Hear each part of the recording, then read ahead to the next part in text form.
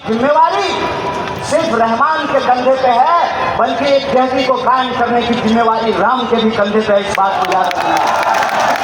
इसीलिए वक्त के खिलाफ यह जो साजिश रची गई है, उस संबंध में आप एक बात जान लीजिए।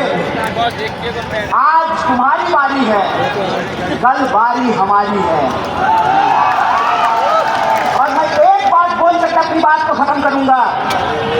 मैं आपको याद दिलाना चाहता हूं, जब 370 हटाया जा रहा था, तब हमारे व्हाट्सएप पे मैसेज आता था, शाबाश मोदी जी, अब तो हम डल लेक के सामने जमीन खरीदेंगे। मेरे टोले मोहल्ले के लोगों, बताओ कितनी जमीन तुमने डल लेक के सामने खरीदी है, बता दो जरा हमको।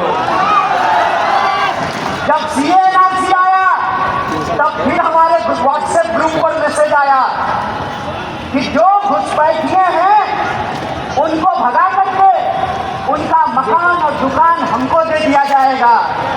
बता दो कितना मकान और दुकान तुमको मिला है। ये साजिश है, साजिश समझ लेना। ये वही साजिश है जो ये अंग्रेजों से सीखा है इन्होंने।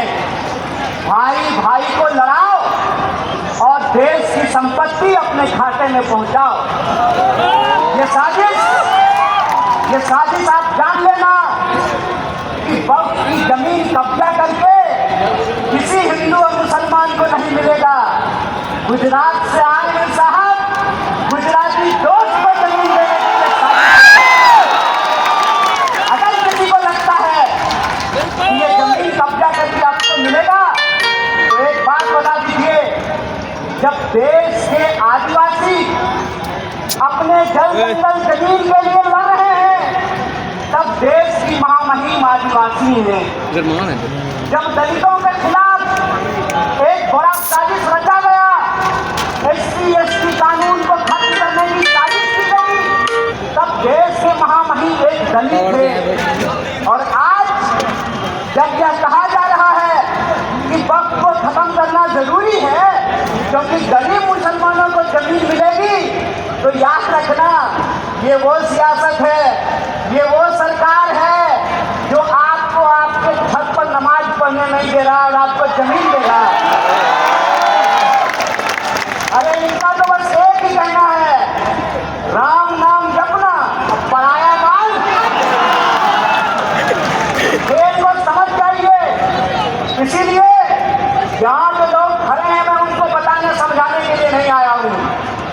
मेरी आवाज जहाँ तक पहुँच रही है, मैं बिहार के आवाम को, देश को यह बताने आया हूँ, दूसरे के तकलीफ में हंसने की संस्कृति भारतीय होने की संस्कृति नहीं है। ये भारत का इतिहास नहीं है। भारत की संस्कृति ये है कि हम अपने धर्म की इज्जत करते हैं और दूसरे के धर्म का भी सम्मान करते हैं। ये भारतीय होने का मतलब होता है। भारतीय होने का मतलब ये होता है कि हम अपने घर में सुख चैन से रहें, तुम अपने घर में सुख चैन से रहो। जो दूसरे के इबादत खानों पर, दूसरे की जगहों पर झंडा गाड़ते हैं, उनके पास ईमान नहीं, बेईमानी है। इस बात को याद रखिएगा। इसलिए जब आज RSS कह रही है कि संविधान से, प्रस्तावना से समाजवाद और धर्मनिरपेक्षता निकाली जाएगी, इसका मतलब ये है कि आज एक शब्द निकाला जा रहा है, कल को पूरी किताब बदली जाएगी। इसलिए देश के नागरिकों, चाहे आप हिंदू हो या मुसलमान, चाहे आप दलित हो या ब्राह्मण, चाहे आप अगड़ा हो या पिछड़ा, चाहे आप टोपी लगाने वाले हो या तिलक लगाने वाले हो, याद रखना, ये ऊंच नीच को मानने वाले लोग हैं। इनको आपने गद्दी पर बिठाया है, ये आपसे आपका समानता का अधिकार छीनेंगे, आदिवासियों से जल जमीन का अधिकार छीनेंगे, पिछड़ों से भागीदारी का अधिकार छीनेंगे और मुसलमानों को इस देश में नागरिक होने का अधिकार छीनेंगे।